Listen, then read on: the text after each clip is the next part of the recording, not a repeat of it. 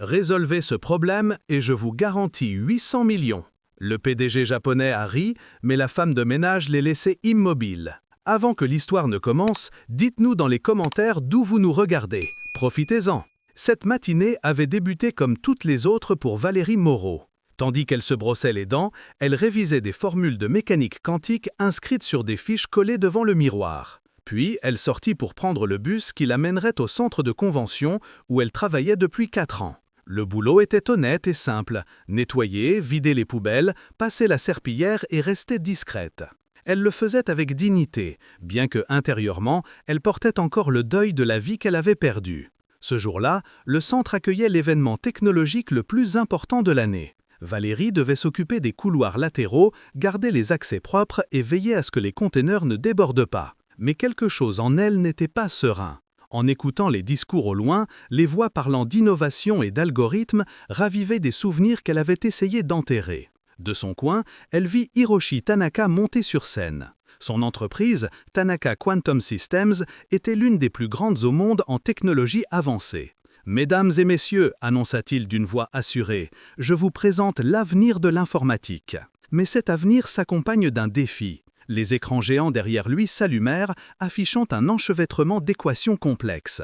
Valérie reconnut immédiatement les symboles, des algorithmes quantiques, précisément un problème de correction d'erreurs qui avait frustré les chercheurs pendant des années. « J'offre 800 millions de dollars, poursuivit Hiroshi, à quiconque parviendra à résoudre ce problème. Il est considéré comme impossible avec les cadres théoriques actuels. Mon équipe y travaille depuis 6 ans sans succès. » Le public murmura, impressionné. Le prix était fou, mais le défi l'était encore plus. Le résoudre transformerait complètement le monde de l'informatique quantique. Valérie ne pouvait détacher son regard de l'écran. Son esprit se mit en mouvement, par instinct, analysant, calculant, cherchant des patterns. C'était ce qu'elle faisait autrefois, quand elle était encore étudiante à l'université, avant que sa vie ne s'effondre. Alors, Hiroshi la remarqua. Elle était trop près des portes de la salle, avec son seau jaune à côté, et il sourit avec malice. « Peut-être que notre personnel d'entretien veut essayer, dit-il, et la foule éclata de rire. À cet instant, la vie de Valérie changea à jamais. Sur scène, micro en main, sa voix résonna ferme. « Vous avez offert une récompense à qui pourrait le résoudre, n'est-ce pas? Vous avez dit que n'importe qui pouvait le faire, alors vous tiendrez votre parole. » Le silence devint total. Chaque personne dans la salle filmait avec son téléphone. Hiroshi l'observa, ne sachant comment s'en sortir. « Comprenez-vous dans quoi vous vous engagez ?» demanda-t-il enfin en baissant le ton. « Aucun expert n'a pu le résoudre. »« Je le comprends, répondit-elle sans hésiter, mais je comprends aussi que vous avez fait une offre publique. Si vous ne comptez pas la respecter, vous devrez admettre devant tous que vous vouliez seulement vous moquer de moi. » Le public retint son souffle. Hiroshi, acculé, hocha lentement la tête. « Très bien, » il reprit le micro. « Nous avons notre première concurrente officielle. Vous aurez 30 jours pour présenter une solution. Si elle fonctionne, vous recevrez la récompense intégrale. » « Je m'appelle Valérie Moreau, dit-elle en relevant les yeux, et je vais y arriver. » Quand elle descendit de la scène, les murmures la suivirent. Certains riaient, d'autres la regardaient avec stupeur, d'autres simplement n'en revenaient pas. Mais elle marcha droite, prit son seau jaune et quitta la salle. Ce soir-là, la vidéo était déjà virale. La femme de ménage qui acceptait le défi de 800 millions était le sujet le plus discuté sur les réseaux et aux infos. Certains la soutenaient, d'autres se moquaient. Valérie ne lut rien. Elle rentra dans son petit appartement, dîna du riz avec des légumes, alluma son vieux ordinateur et vérifia ses mails. Il y était. Un message de Tanaka Quantum Systems, avec accès au portail de recherche et les spécifications complètes du problème. Elle ouvrit les fichiers et commença à lire. Le dossier qu'elle avait reçu n'était pas n'importe quel document, c'était des centaines de pages remplies d'équations, de diagrammes et de simulations. À mesure qu'elle avançait, Valérie mesurait l'ampleur du défi. Le problème concernait le maintien de la cohérence quantique dans de grands systèmes de qubits sans que le processus de correction ne génère pas de nouveaux erreurs. Les meilleurs laboratoires du monde l'avaient tenté sans résultat. Elle savait que ce qu'elle avait devant elle était considéré comme impossible, mais cela ne faisait que la motiver davantage. Elle prit un cahier et se mit à écrire. La nuit devint aube, et le bruit du crayon sur le papier fut le seul à briser le silence de son petit appartement. Quand l'horloge marqua 3 heures du matin, elle avait 4 feuilles pleines de formules et une idée qui germait dans sa tête. Elle dormit à peine 5 heures. À 7 heures, elle était de nouveau devant l'ordinateur. C'était l'avantage de n'avoir rien à perdre. Son esprit avait accumulé des idées pendant 4 ans et une fin de prouver qu'elle était encore capable de penser comme la scientifique qu'elle avait été. Le problème, nommé paradoxe de cohérence, reposait sur quelque chose qu'elle connaissait bien. Elle avait lu à ce sujet même pendant ses tours de ménage, se réfugiant dans les articles scientifiques comme on s'accroche à une corde au milieu d'un naufrage. Maintenant, elle avait une vraie chance de tester ce qu'elle savait. Le 4e jour, Valérie demanda un congé sans solde à son travail de ménage. Sa superviseure la regarda perplexe. « Es-tu sûre de quitter ton poste, Valérie ?» demanda la femme d'un ton inquiet. « Trouver des heures supplémentaires après ne sera pas facile. »« Je le sais, » répondit Valérie avec un sourire calme, « mais j'ai besoin de me concentrer sur quelque chose de plus important. » Elle passa les journées suivantes à la bibliothèque publique, avec des piles de livres autour d'elle et son vieux portable branché sur le réseau gratuit. Elle écrivait, rayait, recommençait. Elle prenait du café bon marché pour rester éveillée et se forçait à manger de temps en temps. Elle savait que sa proposition devait être différente. Tous les essais précédents échouaient parce qu'ils traitaient les erreurs comme des processus séquentiels, un à la fois. Mais la physique quantique ne fonctionnait pas ainsi. Et si les corrections pouvaient se produire toutes en même temps, pensa-t-elle un après-midi en observant la lumière filtrée entre les rayonnages de la bibliothèque. Cette idée, si simple et si folle, commença à prendre forme. « Êtes-vous Valérie Moreau ?» demanda soudain une voix à côté d'elle. Elle leva les yeux. Un jeune homme d'environ 28 ans, peau claire et cheveux châtain foncé, tenait 2 gobelets de café. Il portait un jean et une chemise bleue. « Oui, » répondit-elle, un peu déconcertée. « Nous ne nous connaissons pas exactement, » dit-il avec un sourire aimable. « Je suis Samuel Leclerc, ingénieur chez Tanaka Quantum Systems. J'ai vu votre vidéo et, j'ai pensé que vous pourriez avoir besoin de café. » Il lui tendit un des gobelets. Valérie hésita un instant mais accepta. « Merci.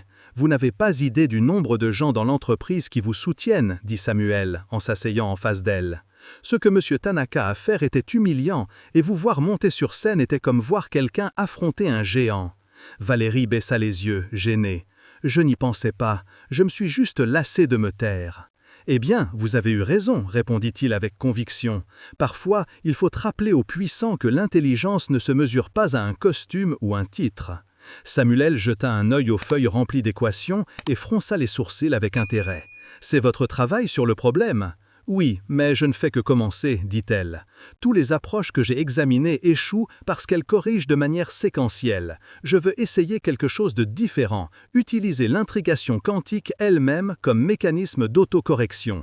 Si une particule subit une erreur, les autres la détectent et compensent instantanément. » Samuel l'écouta attentivement. « Cela semble très novateur, » commenta-t-il. « Et si vous y arrivez, vous ne gagnerez pas seulement le prix, vous changerez tout le paradigme de l'informatique quantique. » Valérie sourit avec une pointe d'incrédulité. « Ça sonne bien quand vous le dites, mais d'abord, je dois le faire fonctionner. » Pendant les heures suivantes, il passa en revue certaines de ses notes. Samuel lui indiqua des détails techniques, proposa des améliorations et suggéra des logiciels gratuits pour des simulations plus précises. « Je peux vous obtenir l'accès à un laboratoire de l'université où j'ai des amis, » lui offrit-il avant de partir. « Ce n'est pas grand-chose, mais ils ont de bons équipements pour simuler des qubits. Vous feriez ça pour moi, bien sûr, ce n'est pas juste que vous résolviez le plus grand problème du siècle dans une bibliothèque publique. » Quelques jours plus tard, Valérie reçut un mail avec l'invitation du professeur responsable du laboratoire, le docteur Victor Laurent, un homme aux cheveux gris et au regard chaleureux. Quand ils se rencontrèrent, ils se surprirent mutuellement. « Moreau, » dit-il avec un sourire nostalgique, « ce n'est pas possible, vous étiez mon étudiante à la Sorbonne, n'est-ce pas ?»« Oui, il y a 8 ans, cours de fondement quantique. »« Vous étiez brillante, » répondit-il sincèrement. « Je me souviens que vous avez quitté le programme pour une urgence familiale. » Valérie hocha la tête. « Ma mère est tombée malade. » Le traitement était coûteux et j'ai dû travailler pour le couvrir. Le professeur la regarda avec empathie. « Et maintenant, vous êtes ici, essayant de résoudre le problème que mes collègues considèrent impossible. La vie fait de drôles de tours, hein ?» Elle sourit à peine. « Je ne cherche à impressionner personne. Je veux juste le faire pour moi et pour ma mère. » Le docteur feuilleta ses cahiers. À mesure qu'il lisait, son expression passa de la surprise à l'admiration. C'est très intéressant, Valérie. Ce n'est pas une simple variation des méthodes existantes. Si votre théorie tient, nous pourrions être face à une découverte majeure. Pensez-vous que ça puisse marcher? Demanda-t-elle avec un filet d'espoir. Je pense que ça vaut la peine d'essayer, dit le docteur. Vous aurez un accès complet au laboratoire. Utilisez tout ce dont vous avez besoin. Cette nuit-là, pour la première fois depuis longtemps, Valérie sentit l'espoir. Elle passa les jours suivants enfermée dans le laboratoire, programmant des simulations et testant des configurations. Samuel apportait de la nourriture et le docteur Laurent vérifiait ses progrès de temps à autre, mais les heures devenaient des jours et la fatigue commençait à peser. Pourtant, elle continuait. Chaque fois qu'elle fermait les yeux, elle voyait le visage de sa mère. Une aube, tandis qu'elle analysait les résultats, quelque chose changea. Les données montraient que son modèle maintenait la cohérence quantique bien plus longtemps que tout autre essai connu. Les corrections se propageaient dans le système de façon simultanée, exactement comme elle l'avait prévu. « Ce n'est pas possible », murmura-t-elle en observant les graphiques à l'écran. « Ça marche !» Le bruit de pas la fit se retourner. C'était le docteur Laurent qui entrait avec un sac de petit déjeuner. « Je savais que vous seriez ici », dit-il avec un sourire. « Combien d'heures avez-vous veillé ? Je ne sais pas, mais je crois avoir trouvé la solution. » Le professeur s'approcha, examina les données et hocha lentement la tête. « C'est extraordinaire, Valérie. Vous pourriez être sur le point de résoudre le défi de Tanaka ?» Elle ne répondit pas. Ses yeux étaient fixés sur l'écran, voyant les lignes de code se stabiliser sans erreur. Pour la première fois en années, elle sentit que son esprit et son cœur étaient alignés. Les jours se murent en nuits interminables au laboratoire. Valérie travaillait jusqu'à ce que la fatigue la terrasse, dormait 1 ou 2 heures sur le bureau et recommençait. Le docteur Laurent veillait sur ses avancées, l'aidant parfois avec des calculs, d'autres fois en lui apportant simplement un sandwich ou en lui rappelant de se reposer. « On ne peut pas sauver le monde avec la tête vide », lui disait-il d'un ton paternel, laissant un sandwich près du clavier. Valérie souriait reconnaissante, bien qu'elle s'arrête rarement. Elle savait que le temps filait. Elle avait promis des résultats en 30 jours, et plus de 12 jours étaient déjà passés. Son approche fonctionnait, mais il manquait encore des tests réels sur du matériel quantique. Cette nuit-là, en vérifiant les résultats de la dernière simulation, sa boîte mail afficha un nouveau message. L'expéditeur la figea. « Hiroshi ». Le message était court et direct. « J'ai suivi vos progrès avec intérêt. Je sais que vous accomplissez quelque chose d'important. J'aimerais discuter avec vous personnellement et vous offrir l'accès à nos laboratoires pour des tests réels. Si vous êtes d'accord, je vous attends demain au siège central de Tanaka Quantum Systems, à Paris. » Valérie relut le mail plusieurs fois. Le même homme qui l'avait humilié publiquement lui offrait maintenant de l'aide. Une partie d'elle voulait refuser, garder sa fierté intacte. Mais l'autre, celle qui savait à quel point il était dur d'obtenir l'accès à des équipements quantiques réels, comprenait qu'elle devait accepter. La voix du docteur Laurent la tira de ses pensées. « Tout va bien ? Monsieur Tanaka m'a écrit. Il veut me rencontrer. »« Le même qui s'est moqué de vous devant la moitié de la planète ?» demanda-t-il surpris. « Lui-même. Il dit qu'il veut m'offrir l'accès à ses laboratoires. Et vous comptez y aller ?» Valérie hocha la tête. « Oui, s'il me donne une chance de tester mon modèle sur du hardware réel, je ne peux pas dire non. » Le docteur la regarda avec fierté. « Bonne décision. Se rappeler qu'accepter de l'aide ne vous rend pas faible, ça vous rend intelligente. » Le lendemain, Valérie mit sa robe verte émeraude, celle qu'elle avait portée des années plus tôt à sa dernière conférence universitaire. Elle prit le métro jusqu'au quartier financier de Paris. Le bâtiment de Tanaka Quantum Systems s'élevait imposant, avec ses murs de verre reflétant le ciel gris. À la réception, une jeune femme en tailleur bordeaux l'accueillit avec un sourire. « Valérie Moreau, bienvenue. Je suis Mia Tanaka, assistante exécutive de Monsieur Hiroshi Tanaka et sa sœur. Il vous attend au 40e étage. » Valérie hocha la tête, reconnaissante de la courtoisie. L'ascenseur prit une éternité à monter. Quand les portes s'ouvrirent, un couloir moquetté et une vue panoramique sur toute la ville l'attendaient. Mia la guida jusqu'à un bureau spacieux avec des fenêtres sur 2 murs et un mobilier minimaliste. Hiroshi se tenait près de la fenêtre, regardant l'horizon. Il portait un costume gris foncé parfaitement ajusté. Quand il se tourna, son expression n'était pas celle de l'homme arrogant du forum, mais celle de quelqu'un de plus humain, même fatigué. « Merci d'être venu, dit-il d'une voix calme, l'invitant à s'asseoir. « Avant toute chose, je veux m'excuser. » Valérie l'observa en silence. « Ce que j'ai fait ce jour-là était inacceptable, » continua Hiroshi. « Je vous ai transformé en cible d'une moquerie publique et c'était injuste. Je ne savais rien de vous, ni de ce dont vous étiez capable. Je l'ai fait par arrogance et j'en ai honte. Ses paroles sonnaient sincères. Valérie hocha lentement la tête. « J'accepte vos excuses, dit-elle. Je ne peux nier que ça m'a blessé, mais merci de le reconnaître. » Hiroshi expira comme si un poids lui était retiré. « J'ai lu vos publications sur le portail de recherche. Votre approche est surprenante. Personne ne l'avait tenté ainsi. Vous êtes brillante, Valérie. » Il fit une pause et ajouta « Je veux vous aider. » « Vous aider ? Oui. Je veux que vous utilisiez nos équipements pour vos tests finaux. Je vous donne un accès complet au laboratoire quantique, des techniciens en soutien et tout logiciel dont vous aurez besoin. » Elle le regarda méfiante. « Pourquoi ? Parce que c'est juste, et parce que je crois que vous êtes sur le point d'accomplir quelque chose qui changera le monde. » Le silence emplit le bureau. Valérie étudia son visage. Il ne semblait pas mentir. Il y avait de l'honnêteté dans son ton, quelque chose qu'elle n'avait pas vu chez lui lors de ce forum fatidique. « D'accord, répondit-elle enfin, j'accepte, mais mon travail reste le mien. » « Bien sûr, assura Hiroshi. Je ne cherche pas à m'approprier quoi que ce soit. Je veux juste vous donner les moyens de prouver votre théorie. » Cet après-midi-là, Mia l'accompagna aux installations du laboratoire quantique au 15e étage. Les lumières bleues des équipements se reflétaient sur le métal poli. Les techniciens la saluèrent avec respect. Tous savaient qui elle était. Samuel était déjà là, l'attendant avec un sourire. « Bienvenue au paradis des physiciens, plaisanta-t-il. Prête à entrer dans l'histoire ? » « Prête, répondit Valérie, et ses yeux brillaient d'un mélange d'excitation et de nerfs. Pendant des heures, ils travaillèrent sans relâche, configurant les systèmes et adaptant l'algorithme. Quand tout fut prêt, Valérie se retrouva seule devant la console principale. Hiroshi observait de l'autre côté de la vitre. « Êtes-vous prête ?» demanda-t-il par l'intercom. « Plus que jamais. » Elle appuya sur « Démarrer ». Le système exécuta le code et les lumières des équipements clignotaient tandis que le processeur quantique se mettait en marche. Sur les écrans apparurent les états des qubits, tous intriqués. Puis commença la phase de test d'erreur. Les données affluèrent. Valérie retint son souffle. Les erreurs apparaissaient et disparaissaient en millisecondes.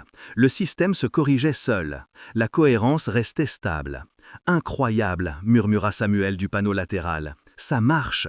« Oui, chuchota Valérie sans quitter l'écran des yeux. Ça marche. » Hiroshi entra dans le laboratoire, s'approchant lentement. « Vous l'avez fait. » Valérie sourit, ne pouvant empêcher ses yeux de s'humidifier. « Je l'ai fait. » Pendant 1 heure, ils répétèrent le test avec divers paramètres. Chaque fois, les résultats confirmaient la même chose. Son modèle fonctionnait. Elle avait résolu le problème que tout le monde considérait impossible.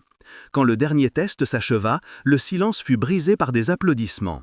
Samuel leva les bras excité. « Vous venez d'entrer dans l'histoire, Valérie. » Hiroshi sourit avec un mélange de soulagement et de fierté. « Vous avez prouvé ce que personne ne croyait possible. » Elle respira profondément. « J'ai encore à tout documenter avant l'échéance, mais oui, nous l'avons fait. » Hiroshi hocha la tête. « Et ne vous inquiétez pas pour l'échéance, dit-il sérieusement. Même si vous le rendiez 1 jour après, vous auriez quand même les 800 millions. Vous l'avez mérité. » Valérie le regarda surprise. « Vous êtes sérieux ? » « Plus que jamais. La date n'importe pas, seule compte la réussite du défi. » Pour la première fois, Valérie vit dans ses yeux quelque chose de plus que du respect. Il y avait une admiration authentique. Cette nuit-là, en descendant du bâtiment avec Samuel, elle s'arrêta un moment devant les fenêtres donnant sur la ville. Les lumières de Paris scintillaient comme un océan d'étoiles. « Te rends-tu compte de ce que tu as fait ?» demanda-t-il. « Oui, répondit-elle en souriant fatiguée. Je viens de changer ma vie. Et maintenant, imaginez-vous à la place de Valérie. Quel défi insurmontable dans votre vie aimeriez-vous transformer en victoire personnelle ? Partagez-le dans les commentaires pour inspirer les autres. Et si ces histoires de résilience vous motivent, abonnez-vous au canal pour en découvrir plus chaque semaine. Qui sait, la prochaine pourrait changer votre perspective. Continuons l'histoire. Le lendemain, les nouvelles explosèrent. Les titres inondèrent Internet. La femme au seau jaune résout le défi impossible de 800 millions. De femme de ménage à génie quantique, l'histoire qui émeut le monde. En quelques heures, Valérie Moreau devint un symbole d'inspiration globale. Les réseaux sociaux se remplirent de vidéos, messages et débats. Certains l'admiraient, d'autres doutaient, mais personne ne pouvait l'ignorer. Pendant ce temps, elle essayait de garder les pieds sur terre. Elle passa la journée au laboratoire avec Samuel et le docteur Laurent, organisant les données pour la présentation officielle qu'elle devait faire devant le jury du Forum technologique mondial. Tu n'as pas idée du nombre de journalistes qui appellent le labo, commenta Samuel en riant. Si ça continue, on t'invitera à toutes les émissions télé. Ça ne m'intéresse pas, dit Valérie sans lever les yeux de son écran. Je veux juste finir ma documentation et la livrer à temps. Le docteur Laurent hocha la tête avec fierté. C'est la bonne attitude. La gloire s'estompe, mais le savoir perdure. Valérie sourit à peine. Elle avait appris que l'important n'était pas d'impressionner le monde, mais d'honorer qui on était vraiment. Cette nuit-là, quand le laboratoire fut silencieux, Hiroshi apparut à la porte. Il avait le veston déboutonné et le nœud de cravate relâché, une image inhabituelle chez lui. « Tu t'épuises encore » dit-il avec un demi-sourire. « Tu devrais te reposer. »« Je ne peux pas. Je veux que tout soit parfait avant la présentation. »« Alors, laisse-moi t'accompagner » proposa-t-il en s'asseyant à côté d'elle. Pendant un moment, ils travaillèrent en silence. Hiroshi observa les équations qui couvraient le tableau. « Ton modèle est élégant, dit-il à voix basse. Quand je l'ai vu fonctionner, ça m'a rappelé pourquoi je suis tombé amoureux de la science. » Valérie le regarda surprise par la confession. « Et pourquoi l'as-tu abandonné ? » « Les affaires ont dévoré la passion. J'ai commencé à diriger des équipes, puis des entreprises, et j'ai fini par tout mesurer en chiffres. Jusqu'à ce que je te voie là, me défiant sans peur, sourit-il avec nostalgie. Tu m'as rappelé ce que signifie vraiment croire en quelque chose. » Valérie sentit un nœud à la gorge. « Je voulais juste retrouver la partie de moi que j'avais perdue. »« Et tu l'as fait, » dit Hiroshi fermement. « Tu as prouvé que la grandeur peut émerger de n'importe où. » Ils restèrent silencieux un instant, observant les moniteurs affichant les simulations finales. « Quand ça sera fini, dit-elle enfin, je veux visiter ma mère, lui raconter tout. »« Fais-le, répondit-il. Je suis sûr qu'elle sera fière. » Le lendemain, Valérie se rendit au centre de soins où vivait sa mère, Isabelle Moreau. Le bâtiment n'était pas luxueux, mais propre et plein de plantes. Isabelle était assise près de la fenêtre, un livre en main. Quand elle vit sa fille, elle sourit tendrement. « Ma chérie, dit-elle en ouvrant les bras, je ne m'attendais pas à te voir en semaine. Je devais te raconter quelque chose, maman. » Valérie s'assit à côté d'elle, lui prenant les mains. « Tu te souviens du défi dont je t'ai parlé, celui de l'entrepreneur japonais ?»« Bien sûr, répondit Isabelle avec un rire doux. Qu'a-t-il fait maintenant cet homme ? » « Rien, cette fois, c'est moi qui l'ai fait, dit Valérie avec les yeux brillants. Je l'ai résolu, maman. Pendant un moment, Isabelle resta immobile. Puis, ses yeux se remplirent de larmes. Vraiment, toi toute seule ? Avec l'aide de quelques personnes, oui, mais la solution est mienne. Et ils vont me donner 800 millions de dollars. Isabelle porta une main à sa poitrine, incrédule. « Ma chérie, murmura-t-elle, je savais que tu n'avais pas perdu ton éclat. Tu attendais juste le moment. » Elles s'étreignirent en silence. Valérie ferma les yeux, respirant le parfum de sa mère, cette odeur familière de savon à la lavande. Enfin, elle pouvait lui dire que tous ses sacrifices en valaient la peine. « Avec cet argent, nous pourrons payer toutes les dettes de l'hôpital, dit Valérie, et je te déménagerai dans un endroit avec jardin et médecins spécialisés. Tu n'auras plus jamais à t'inquiéter. » « Je ne m'inquiétais pas pour moi, répondit Isabelle avec un sourire doux. Je m'inquiétais pour toi parce que tu avais arrêté de sourire. Mais maintenant, je te vois différente.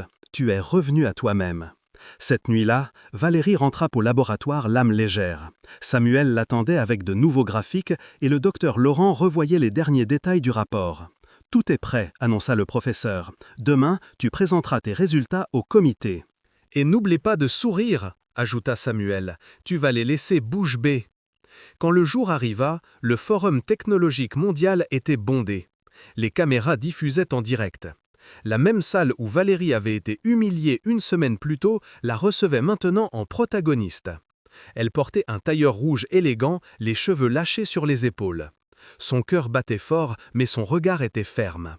Hiroshi s'approcha avant qu'elle ne monte sur scène.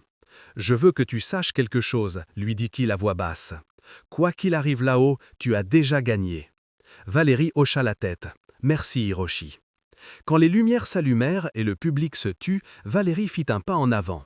« Il y a une semaine, j'étais debout près de cette même porte, » commença-t-elle, avec un seau jaune en main et le sentiment que personne ne me voyait. Aujourd'hui, je suis ici pour prouver que le talent n'a pas d'uniforme. Le public l'écoutait attentif. Le problème de cohérence quantique semblait impossible, mais la clé était simple. Arrêter de corriger les erreurs une par une. Utiliser l'intrication comme mécanisme naturel d'autocorrection permet de maintenir la stabilité du système en parallèle. Elle fit une pause. Le résultat est un modèle qui maintient la cohérence des qubits indéfiniment. Les écrans montraient les graphiques et vidéos de son algorithme en action. Le public se mit à murmurer avec stupeur. « Ça change les règles du jeu », chuchota un scientifique présent. Quand elle termina son exposé, il y eut un bref silence, puis une ovation qui retentit dans toute la salle. Valérie resta debout, incrédule. Les applaudissements grandirent, les caméras la filmaient et Hiroshi monta sur scène avec un grand chèque symbolique en main. « Mesdames et messieurs, annonça-t-il, avec une grande fierté, je déclare que le prix de 800 millions appartient officiellement à la docteure Valérie Moreau. » Les applaudissements furent assourdissants. Hiroshi lui remit le chèque et, à la surprise générale, s'inclina en une révérence de respect. Valérie le regarda les yeux emplis de larmes et répondit d'un sourire sincère. « Merci, dit-elle à voix basse. Pas seulement pour ça, mais pour avoir tenu votre parole. » Le public se leva. C'était la rédemption parfaite, la culmination d'un défi qui avait commencé par une moquerie et se terminait par la reconnaissance. Cet après-midi-là, après la conférence de presse, Valérie fut entourée de journalistes. « Comment vous sentez-vous de passer de femme de ménage à multimillionnaire en une semaine ?» demanda une reporter. « Je ne suis pas différente de quiconque, » répondit-elle. « J'ai juste eu une opportunité et je ne l'ai pas laissée filer. » Un autre journaliste insista. « Gardez-vous rancune à M. Tanaka pour ce qui s'est passé. » Valérie regarda Hiroshi, qui était à quelques mètres, discutant avec Mia et le docteur Laurent. « Non, tout le monde commet des erreurs. L'important est comment on choisit de les réparer. Il m'a donné du respect et des ressources quand il aurait pu m'ignorer, et ça en dit bien plus que ses mots de ce jour-là. » Les caméras capturaient sa réponse qui devint virale. La femme qui choisit de pardonner plutôt que d'humilier. Cette nuit-là, de retour au laboratoire, l'équipe trinqua avec du champagne bon marché et des rires sincères. Samuel fit un toast improvisé pour Valérie Moreau. Le génie qui a prouvé que les serpillères peuvent aussi écrire des équations. Tous rirent, même Valérie qui leva son verre avec fierté. Quand la célébration s'acheva, Hiroshi s'approcha en silence. « Il y a quelque chose d'autre que je veux vous offrir, » dit-il sérieusement. « Un poste chez Tanaka Quantum Systems. Chef de l'innovation. Ressources illimitées, liberté totale pour rechercher. » Valérie le regarda surprise. « Vous êtes sérieux ? » « Absolument. Je veux que vous continuiez à créer, à changer le monde d'ici. » Elle hésita seulement un instant avant de répondre. « J'accepte. » Et à cet instant, sans le vouloir, ils sourirent tous deux comme s'ils savaient que cet accord serait le début de quelque chose de bien plus grand. Les jours suivants furent un tourbillon. Valérie passa de nettoyer des sols à signer des contrats millionnaires et des interviews avec des médias internationaux. Son nom apparaissait partout, aux infos, sur les portails scientifiques, même dans des magazines qu'elle n'avait jamais lus. Mais au milieu de tout ce bruit, la seule chose qui comptait était de retourner au travail. Le lundi suivant, elle entra officiellement comme chef de l'innovation chez Tanaka Quantum Systems. Le bâtiment ne l'intimidait plus comme avant. Les employés la saluaient avec respect, certains même avec admiration. Mais Valérie restait simple, saluant tout le monde, des techniciens au directeur. Mia l'accueillit avec un dossier en main. « Bienvenue officiellement dans l'équipe, Valérie. Voici votre bureau, » dit-elle en ouvrant une porte de verre donnant sur un espace spacieux avec vue sur la ville. Il y avait un grand tableau blanc, plusieurs écrans et une table pleine d'outils. « C'est impressionnant, » murmura Valérie. « Monsieur Tanaka a insisté pour que vous ayez tout le nécessaire, » répondit Mia en souriant. « Et il m'a demandé de vous dire que si quelque chose manque, demandez sans hésiter. » Valérie hocha la tête avec gratitude. Elle avait du mal à s'habituer à ce que les gens la traitent avec tant de respect. Cet après-midi-là, Hiroshi apparut à la porte avec une expression détendue et un léger sourire. « Qu'en pensez-vous » demanda-t-il. « Je crois que c'est le laboratoire dont j'ai rêvé toute ma vie » répondit-elle en regardant. « Alors, je suis ravie d'avoir visé juste !» Il s'arrêta quelques secondes avant d'ajouter « N'oubliez pas que vous avez maintenant le pouvoir de décision. Vous n'êtes pas ici pour suivre des ordres, mais pour diriger. » Valérie hocha la tête avec un mélange d'orgueil et de responsabilité. « Je ferai en sorte que ça en vaille la peine. » Durant les premières semaines, elle travailla à adapter son algorithme aux systèmes internes de l'entreprise. Samuel fut assigné comme son ingénieur de soutien et ensemble, ils formèrent une petite équipe de spécialistes. Ils passaient des heures à revoir des données et à proposer de nouveaux projets. Un après-midi, en examinant des graphiques, Samuel plaisanta. « Tu t'habitues déjà à ce qu'on t'appelle docteur ?» Valérie rit. « Pas encore. Parfois, je m'attends à ce que quelqu'un me demande de nettoyer le sol. Eh bien, si ça arrive, lance-lui une équation et c'est réglé. Ils rirent tous deux et l'atmosphère se détendit. Le succès du projet de Valérie s'étendit rapidement. D'autres entreprises commencèrent à licencier sa technologie. Les revenus de Tanaka Quantum Systems explosèrent et les médias ne cessaient de parler de l'algorithme Morrow. Mais, tandis que le monde célébrait, Valérie pensait à quelque chose de plus important, sa mère. Avec une partie de l'argent du prix, elle décida de la changer de centre. Elle trouva un endroit en banlieue de Paris avec des jardins, des infirmières disponibles 24 heures et des chambres privées avec de grandes fenêtres. Quand Isabelle vit son nouveau foyer, ses yeux se remplirent de larmes. « Ça ressemble à un rêve, ma fille. »« Ce n'est pas un rêve, maman, » dit Valérie en l'étreignant. « C'est juste le début. » Chaque week-end, elle la visitait. Elle marchait dans le jardin, prenait le thé, parlait de livres et de la vie. Isabelle reprenait des forces et de la couleur au visage. « Et Monsieur Tanaka ?» demanda-t-elle un après-midi avec curiosité. « Je le vois aux infos, il est toujours à tes côtés. » Valérie sourit, essayant de dissimuler. « C'est mon patron. Eh bien, techniquement, mon partenaire. » Dit sa mère avec malice. « Et il te regarde comme quelqu'un qui voit une personne spéciale. »« Maman, » répondit Valérie en riant, feignant l'indignation. « Je dis juste ce que je vois, » répliqua Isabelle avec un sourire espiègle. L'admiration est le début de bien des histoires. Les mots de sa mère lui trottèrent dans la tête pendant des jours. Elle ne pouvait nier qu'il y avait quelque chose de différent dans la façon dont Hiroshi la regardait, dans comment il l'écoutait avec une attention sincère, ou dans les silences confortables qu'il partageait quand il travaillait tard. Une nuit, en revoyant un nouveau modèle de simulation, Hiroshi observa l'écran et murmura « Je n'aurais jamais pensé que la plus grande erreur de ma vie me mènerait à rencontrer quelqu'un comme toi. » Valérie leva les yeux. « La plus grande erreur ? Te humilier devant tous ?» Sa voix sonnait sincère. « Si je pouvais effacer ce moment, je le ferais. »« Ne l'efface pas, » répondit-elle après un silence. « Si ça n'avait pas eu lieu, je serais encore à frotter des sols et toi à croire que tout s'achète avec de l'argent. » Hiroshi la regarda surpris puis sourit. « Tu as raison, je suppose que les erreurs peuvent aussi être des cadeaux déguisés. » Dès lors, ils commencèrent à passer plus de temps ensemble. Parfois, ils mangeaient à la cafétéria de l'entreprise, d'autres fois, ils partageaient un café en revoyant des rapports. Ils ne parlaient pas seulement de travail, ils échangeaient des histoires d'enfance, d'échecs, de ce qu'ils avaient perdu et appris. Hiroshi lui raconta qu'il avait grandi à Osaka et que sa famille l'avait poussé à prendre les rênes de l'entreprise à 25 ans. « Je suis devenu ce qu'il voulait, un leader froid, efficace, sans place pour l'erreur, » dit-il une nuit, le regard perdu dans la fenêtre du laboratoire. « Mais le prix fut élevé. J'ai perdu la capacité de faire confiance aux gens. » « Jusqu'à ce que tu rencontres quelqu'un qui t'a défié, » se plaisanta Valérie. « Jusqu'à ce que je te rencontre, » répondit-il en souriant. Les jours suivirent leur cours. L'équipe grandissait, les projets se multipliaient et leurs relations devenaient plus naturelles, plus proches. Parfois, un regard suffisait pour se comprendre au milieu d'une discussion technique, mais tout n'était pas parfait. Le succès de Valérie attira aussi des critiques. Certains médias insinuaient qu'elle avait eu de la chance. D'autres affirmaient que sa relation avec Hiroshi lui ouvrait des portes que d'autres n'auraient pas. Samuel essayait d'ignorer les rumeurs, mais Valérie ne pouvait s'empêcher de lire les commentaires. « Ils disent que je ne mérite pas ce que j'ai », confia-t-elle une nuit au docteur Laurent. Il l'écouta patiemment. « Les gens parlent quand ils ne comprennent pas. L'important n'est pas ce qu'ils disent, mais ce que tu fais. Ton travail parle pour toi, et ça vaut plus que n'importe quel titre. » Valérie hocha la tête, bien que la blessure fasse mal à l'intérieur. Le lendemain matin, Hiroshi l'attendait avec 2 cafés en main. « J'ai lu certains articles, dit-il sans détour. Ne te laisse pas affecter. C'est parfois dur de l'ignorer. Alors, souviens-toi de ça. Ceux qui te critiquent ne pourraient même pas comprendre tes équations. » Valérie rit un peu. « Merci. Ce n'est pas de la gentillesse, dit-il, c'est la vérité. » Au fil des semaines, elle apprit à faire taire le bruit. Elle se concentra sur son travail et sa mère, sur ce qui comptait vraiment.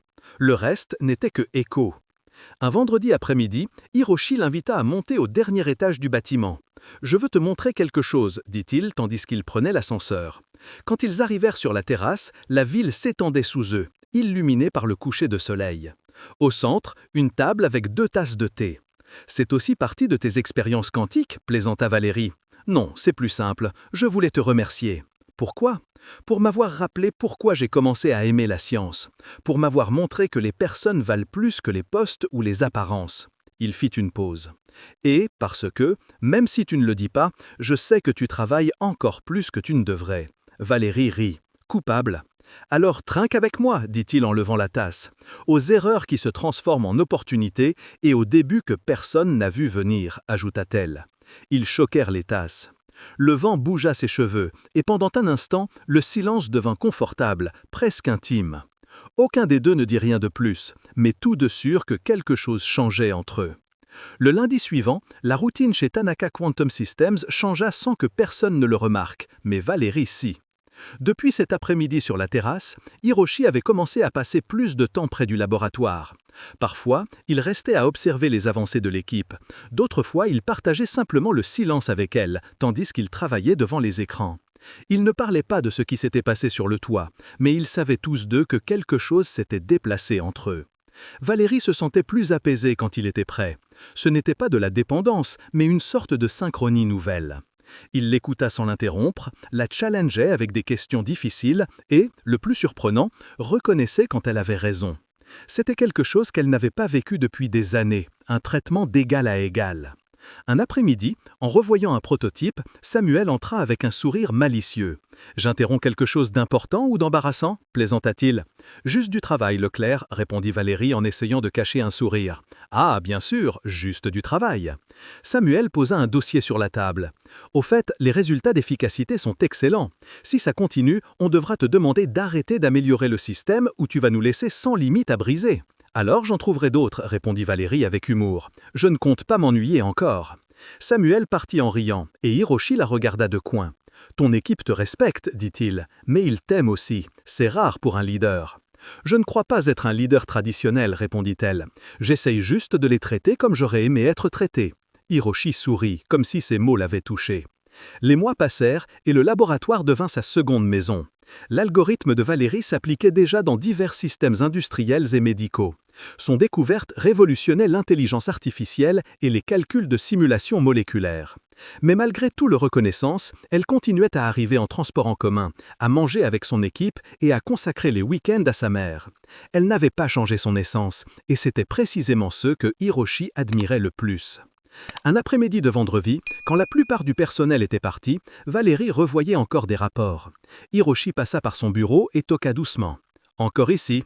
Les expériences ne se vérifient pas seules, ni les personnes ne se soignent seules, » répondit-il gentiment. « Allez, ferme l'ordinateur, je t'invite à dîner. » Valérie le regarda un peu surprise. « Dîner, toi et moi ? Oui, docteur Moreau, toi et moi. Je promets qu'on ne parlera pas de physique. » Elle sourit avec un mélange de curiosité et de nerfs. « D'accord, mais si tu parles d'équation, je m'en vais. » Le restaurant était au bord de la Seine, un endroit tranquille avec une lumière chaude et de grandes fenêtres.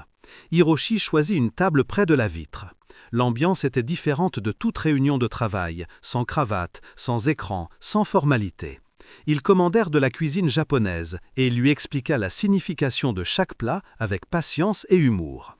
« Alors c'est le sushi que mangent les millionnaires ?» demanda Valérie. « Non, c'est celui que savourent ceux qui préfèrent converser en mangeant » répondit Hiroshi. Ils rirent.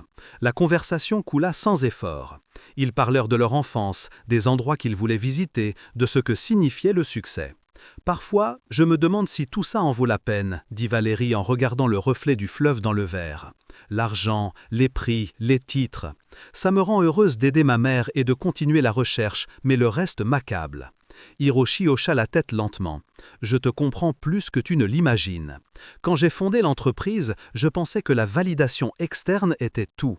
Mais le respect et la paix ne s'achètent pas, ils se gagnent. » « Et toi, les as-tu gagnés ?» demanda-t-elle curieuse.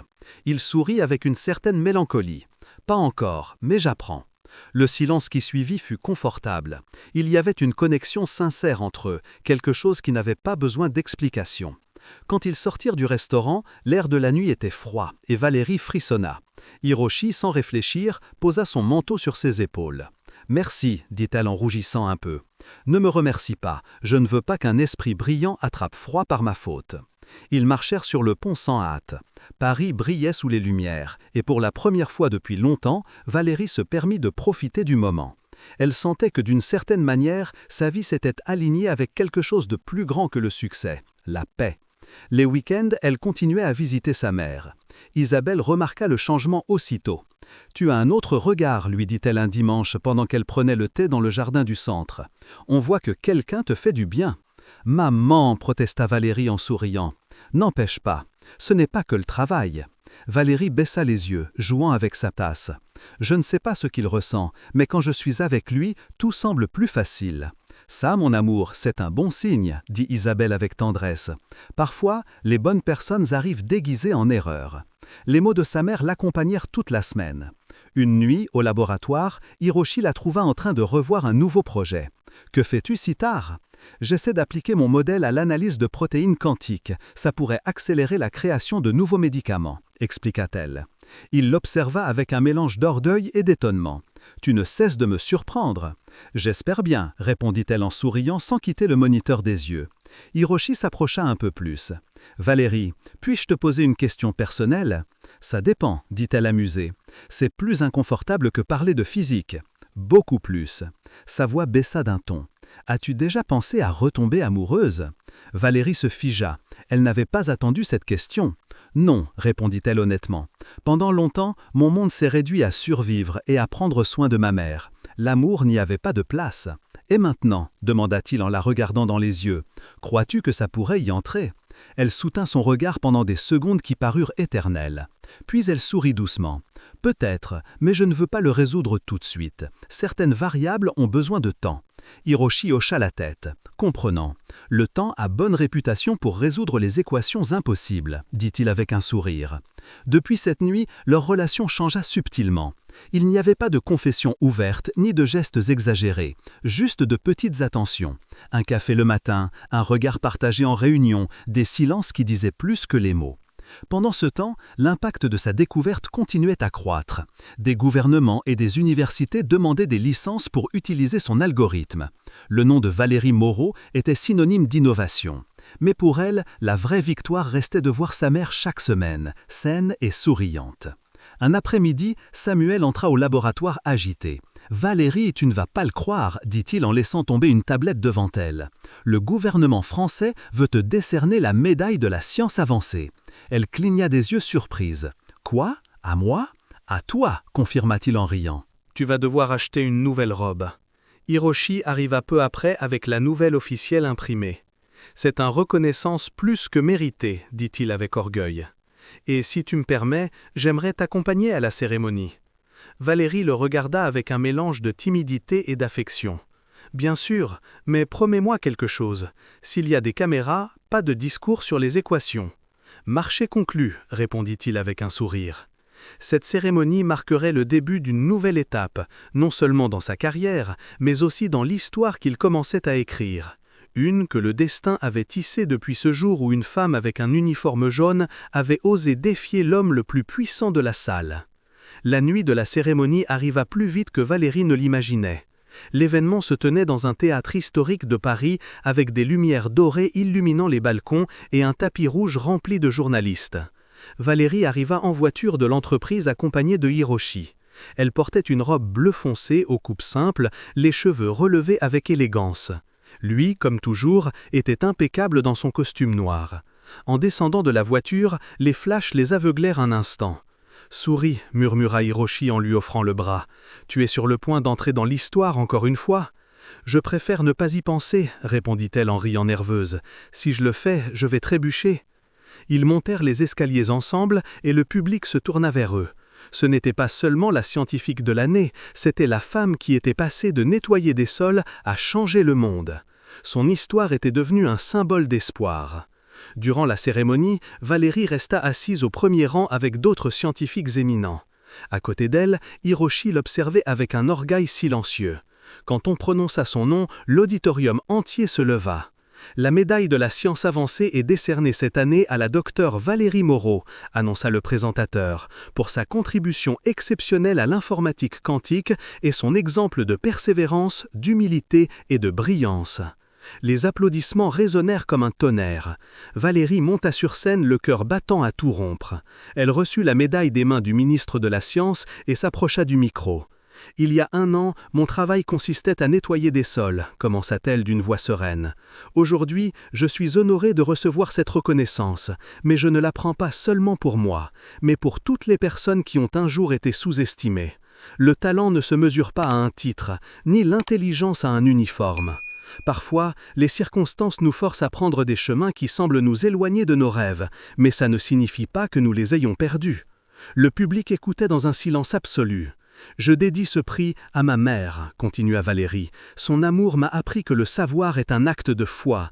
Et à ceux qui m'ont donné une seconde chance, merci d'avoir cru en moi quand ce n'était pas commode. » Elle regarda Hiroshi. Il était debout, applaudissant les yeux brillants. Pendant un instant, ils restèrent silencieux, connectés par un regard qui disait plus que n'importe quel mot. Cette nuit-là, après l'événement, ils assistèrent à un dîner privé organisé par le ministère. La table était entourée de scientifiques, entrepreneurs et journalistes.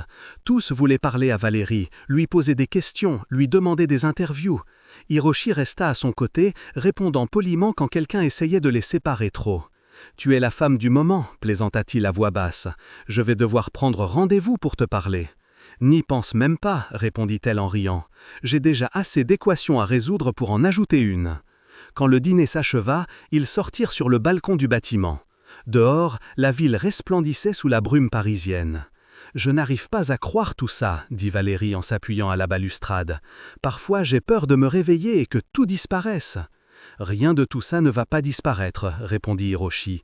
Tu l'as construit avec effort, pas avec chance. Elle le regarda avec tendresse.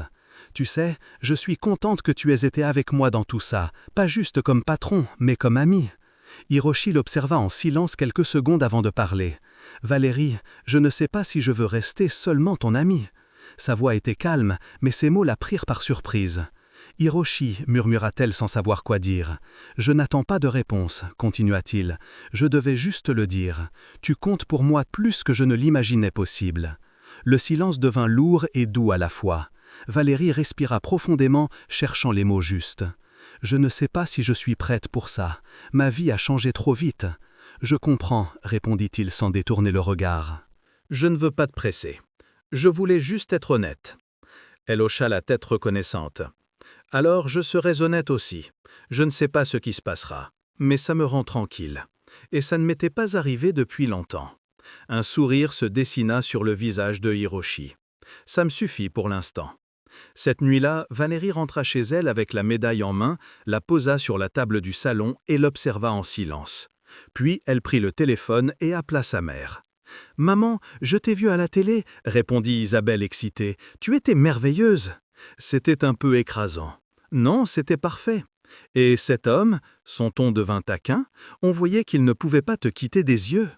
Valérie se passa une main sur le visage en riant. « Maman, s'il te plaît. »« Je dis juste la vérité, » répondit Isabelle. « Parfois, les sentiments se voient plus qu'ils ne se disent. » Les jours passèrent et la vie reprit son rythme habituel, bien que rien ne soit pareil.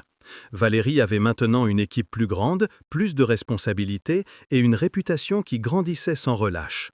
Pourtant, elle restait la même personne qui apportait de la nourriture au laboratoire et saluait le personnel de ménage chaque matin. Hiroshi l'observait avec un mélange d'admiration et d'orgueil silencieux.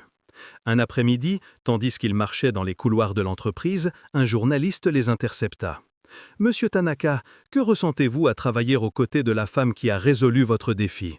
Hiroshi y pensa une seconde avant de répondre. « Je ressens qu'elle m'a appris la valeur de l'humilité, que le vrai leadership n'est pas d'en donner des ordres, mais d'en apprendre des autres. » Le commentaire devint viral, le PDG qui a appris de son employé. L'histoire de rédemption de Hiroshi. L'opinion publique, qui l'avait critiqué durement pour sa moquerie initiale, commença à le voir autrement. Son soutien constant à Valérie montrait un changement sincère, mais tandis que le monde parlait d'eux, ce qui importait vraiment se cuisinait en silence. Hiroshi et Valérie travaillaient chaque nuit sur un nouveau projet, un système de simulation quantique qui pouvait optimiser des traitements médicaux. Ils passaient des heures à analyser des données, à partager des idées, à rire entre formules et tasses de café. Une aube, quand la fatigue les terrassait, Hiroshi s'adossa à sa chaise et dit d'un ton presque philosophique « Te rends-tu compte que sans le vouloir, je suis devenu ton assistant ?» Valérie le regarda amusée. « Alors ne te plains pas, les meilleurs ont toujours de bons aides. »« Je ne me plains pas, dit-il en souriant. Je savoure juste de te voir diriger. » Elle rit et se reconcentra sur l'écran. Mais quand elle se tourna de nouveau, Hiroshi l'observait avec une expression différente, un mélange d'admiration et de tendresse qui la désarma complètement. « Qu'y a-t-il » demanda-t-elle. « Rien » répondit-il doucement. « Je me souviens juste de la première fois que je t'ai vu. Jamais je n'aurais imaginé que cette femme au uniforme jaune m'apprendrait tant. » Valérie baissa les yeux en souriant. « Moi non plus, je n'aurais imaginé que cet homme arrogant sur scène finirait par m'apporter du café. »« Je suppose que nous avons tous deux appris quelque chose, » dit Hiroshi. Il y eut un court silence, puis il ajouta. « Sais-tu ce qui est le plus curieux?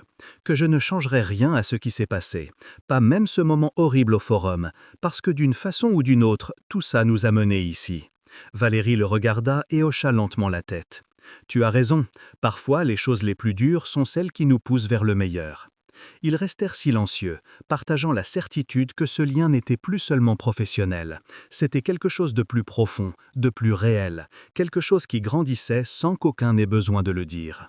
Dehors, l'aube pointait. La première lumière du soleil entrait par les fenêtres du laboratoire, baignant les écrans et leurs visages. Valérie sourit. « Sais-tu l'heure qu'il est ? » « L'heure de dormir, » dit Hiroshi. « Ou de continuer à rêver éveillé, » répondit-elle.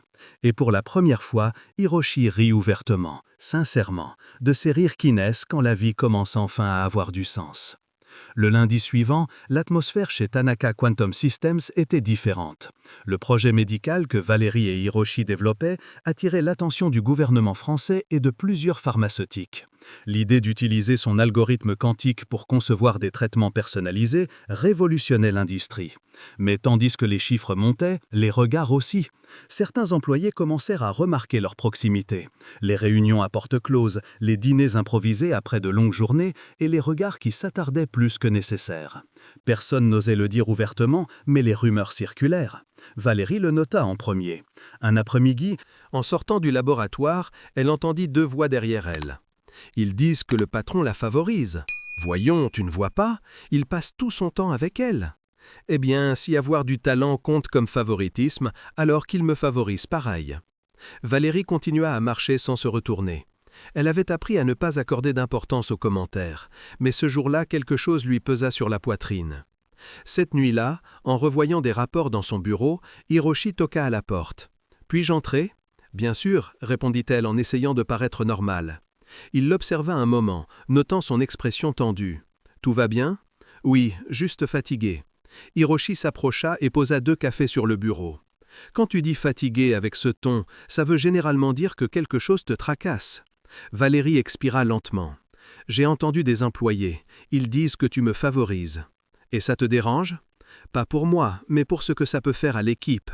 Je ne veux pas que quiconque pense que mon travail vaut moins à cause de ce que toi et moi partageons. » Hiroshi resta silencieux, puis hocha la tête. « Tu as raison. Je ne veux pas que quiconque confonde les choses, ni moi. » Valérie le regarda sincèrement. « Ce qui se passe entre nous, je ne veux pas que les ragots le tâchent. » Hiroshi s'approcha d'un pas. « Alors, laisse-moi te dire quelque chose, » dit-il à voix basse. « Je me fiche de ce que disent les autres. Ce qui m'importe, c'est ce que tu penses. »« Je pense que c'est compliqué, » répondit-elle. « Tu es mon patron, Hiroshi. »« Et toi, tu es la personne la plus importante dans cette entreprise, » répliqua-t-il sans hésiter. « Pas à cause de moi, mais à cause de ce que tu as créé. » Leurs regards se croisèrent. Il y eut un moment de silence qui changea tout. Valérie baissa les yeux, mais Hiroshi lui prit la main avec douceur. « Tu n'as pas à dire quoi que ce soit, » murmura-t-il. « Je voulais juste que tu saches ce que je ressens. » Elle serra doucement sa main, puis la retira délicatement. « Donne-moi du temps. » Hiroshi hocha la tête sans insister. « Prends-le. Je ne vais nulle part. » Durant les jours suivants, Valérie essaya de se concentrer sur le travail, mais il était impossible d'ignorer ce qu'elle ressentait.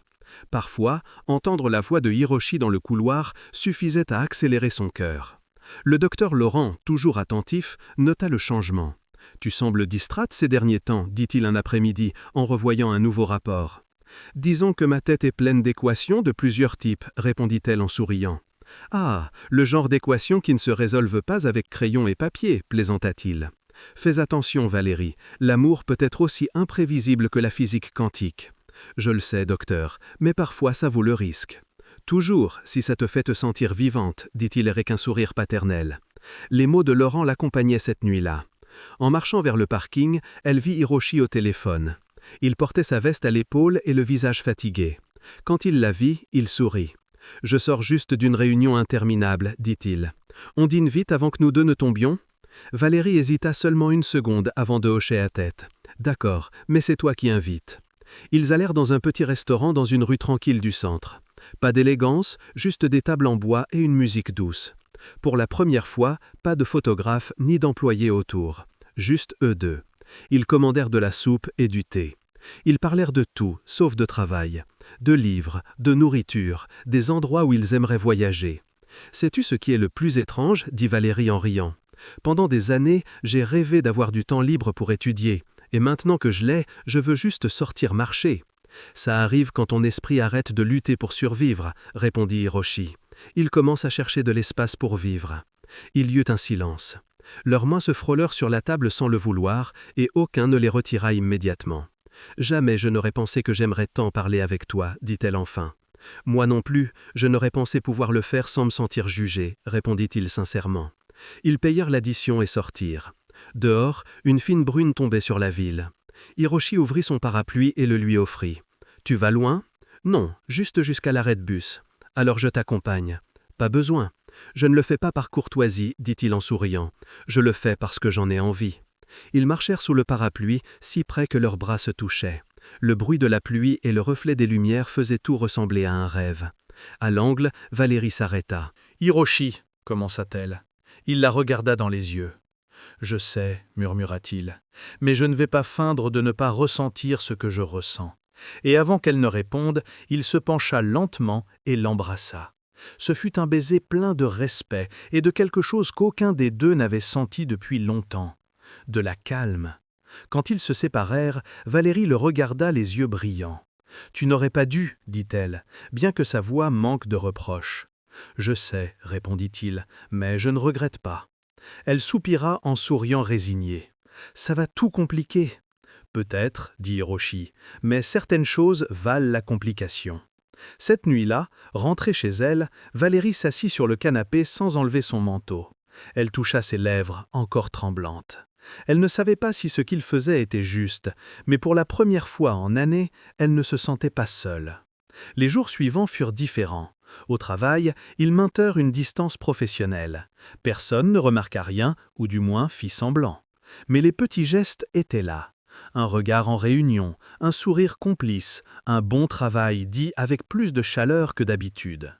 Samuel, cependant, n'était pas naïf. « Puis-je te poser une question sans que tu t'énerves » dit-il à Valérie en revoyant un rapport. « Ça dépend, » répondit-elle. « Toi et le patron » leva-t-il un sourcil malicieux. Valérie soupira. « Calme-toi, je ne dirai rien. Je suis juste content de te voir heureuse. Ça fait longtemps que je ne t'avais pas vue sourire comme ça. » Valérie sourit sans pouvoir s'en empêcher. « Merci, Sam. Et oui, je suis heureuse, même si je ne sais pas encore en quoi ça se transformera. » « Ne l'analyse pas trop, » dit-il. « Parfois, il faut laisser les bonnes choses arriver sans les expliquer. » Et il avait raison. Les semaines suivantes furent un équilibre étrange entre travail et émotion. Leur relation grandissait en silence, sans déclaration formelle ni étiquette, mais pleine de compréhension mutuelle. Une nuit, après une journée interminable, Hiroshi l'accompagna à l'ascenseur. « Sais-tu, » dit-il détendu, « avant, je croyais que les gens étaient efficaces seulement sous pression. » « Et maintenant, que crois-tu » demanda-t-elle. « Que les personnes brillent plus quand quelqu'un croit en elles. »« Tu le dis pour moi » demanda-t-elle en souriant. « Je le dis pour tous, mais surtout pour toi. » Les portes de l'ascenseur s'ouvrirent, et avant qu'elle n'entre, il ajouta à voix basse « Je t'admire, Valérie, bien plus que tu ne l'imagines. » Elle le regarda une seconde de plus sans répondre, et les portes se fermèrent. Dans le reflet du métal, son sourire était différent. C'était celui de quelqu'un qui se permettait enfin de croire à l'amour de nouveau. L'équilibre qu'ils avaient atteint dura seulement quelques semaines. Un matin de lundi, Valérie arriva au bâtiment et nota que l'atmosphère était étrange. Les regards se levaient à son passage, les murmures se multipliaient et plusieurs employés baissaient la voix quand elle entrait dans une pièce. Quand elle atteignit son bureau, Samuel l'attendait, le visage grave avec une tablette en main. « Tu dois voir ça, dit-il sans détour. » Valérie prit la tablette. Sur l'écran, une photo d'elle et Hiroshi marchant sous la pluie, partageant le même parapluie. Le titre en grosses lettres, le PDG et sa protégée, la romance secrète derrière l'algorithme millionnaire. Elle sentit le sol se dérober. « D'où ont-ils sorti ça ?» demanda-t-elle en essayant de rester calme. « Je ne sais pas, mais c'est sur tous les portails depuis 1 heure, répondit Samuel. Les médias le reprennent partout. Valérie posa la tablette sur le bureau en respirant profondément. Parfait, juste ce qu'il nous fallait. Quelques minutes plus tard, Mia entra dans le bureau. « Je viens de parler au département presse, dit-elle professionnellement. Ils vont émettre un communiqué niant tout conflit d'intérêts. »« Le nier ?» demanda Valérie. « Et mentir au monde ?» Mia la regarda avec compassion. « Ce n'est pas mentir, c'est protéger l'entreprise. » Avant que Valérie ne réponde, Hiroshi apparut à la porte. « Il n'y aura aucun communiqué, dit-il fermement. » Mia le regarda inquiète. « Hiroshi, ça peut dégénérer, les actionnaires. »« Je m'occupe des actionnaires, l'interrompit-il. Mais je ne permettrai pas qu'on salisse le nom de Valérie pour une photo prise sans consentement. » Valérie resta silencieuse, observant comment il assumait la responsabilité sans hésiter. Mia hocha la tête résignée. « Alors on donne une conférence, cet après-midi. Il nous faut de la transparence. » Les heures suivantes furent un chaos. La presse s'amassa devant le bâtiment, les chaînes télé demandaient des interviews, les employés chuchotaient dans les couloirs et les investisseurs exigeaient des réponses. Au milieu de tout, Hiroshi entra dans le bureau de Valérie et ferma la porte. « Je regrette que tu doives passer par là, dit-il à voix basse. « Tu n'as pas à t'excuser, répondit-elle. Nous savions que tôt ou tard quelqu'un s'en rendrait compte. » « Mais pas comme ça, pas avec cette malveillance. » Il s'approcha en tenant son regard. « Je veux être clair, dit-il fermement. Je ne nierai pas ce que je ressens pour toi, Valérie, ni devant la presse, ni devant quiconque. Tu es sûr? Ça pourrait te coûter cher. » « J'ai déjà eu trop d'argent, répondit-il, mais je n'ai jamais eu quelque chose qui vaille vraiment la peine. » La sincérité dans sa voix la désarma. Valérie respira profondément. « Alors affrontons-le ensemble. » Quelques heures plus tard, la salle de presse était pleine. Les caméras pointaient vers le podium où Hiroshi et Valérie se tenaient côte à côte. Hiroshi prit la parole en premier. « Il y a 1 an, j'ai humilié publiquement une femme brillante. J'ai eu tort, dit-il sans détour. Elle a accepté mon défi, l'a résolu et a changé le cours de cette entreprise. Depuis, nous travaillons ensemble. Et oui, nous avons développé une relation personnelle basée sur le respect et l'admiration mutuelle. » Les murmures se répandirent parmi les reporters. « Notre vie privée n'affecte ni la transparence ni l'intégrité de Tanaka Quantum Systems, continua Hiroshi. Tous les accomplissements scientifiques appartiennent à Valérie Moreau et je ne tolérerai pas qu'on les mette en doute parce que nous nous aimons. » L'auditorium explosa en questions, mais Hiroshi leva la main pour laisser la place à Valérie. Elle s'approcha du micro calme, bien que son cœur battait fort. « Je n'avais pas prévu de tomber amoureuse, dit-elle. Je voulais juste travailler et prouver ce que je savais. Mais la vie unit parfois les personnes les plus inattendues pour qu'elles apprennent une leçon. La mienne fut que l'on ne contrôle pas de qui on tombe amoureux, mais on peut choisir de le faire avec honnêtement. Je ne m'excuserai pas pour ça. » Les caméras capturèrent chaque mot. La conférence se termina avec plus de respect qu'ils ne l'espéraient. Certains médias continuèrent le sensationnalisme, mais beaucoup applaudirent la franchise avec laquelle ils avaient géré la situation. Cette nuit-là, le bâtiment fut vide. Valérie était seule au laboratoire, observant la ville par la baie vitrée. Hiroshi apparut en silence, tenant 2 verres de thé. « Puis-je entrer » demanda-t-il avec un sourire fatigué. « Toujours » répondit-elle. Ils s'assirent face à face sans rien dire pendant quelques minutes. « Aujourd'hui fut intense, dit-il enfin. Oui, mais nécessaire. Je ne pouvais pas vivre en me cachant de quelque chose qui n'est pas mal. J'admire, répondit Hiroshi. Pas seulement pour ce que tu fais, mais pour comment tu affrontes les choses. Valérie nous regarda tendrement. Moi aussi je t'admire, même si je ne comprends toujours pas comment tu es passé de l'homme le plus arrogant que je connaissais au plus courageux. Hiroshi sourit. Disons que quelqu'un m'a donné une bonne leçon. Il y eut un long silence confortable. Dehors, les lumières de Paris scintillaient comme des constellations lointaines. Valérie posa sa tête sur son épaule. « Crois-tu que ça en vaudra la peine » demanda-t-elle à voix basse. « Je n'en doute pas, répondit-il. Ce qui se construit avec vérité en vaut toujours la peine. » L'épisode laissa des traces, mais renforça aussi leur union. La fondation récupéra son prestige et doubla les dons.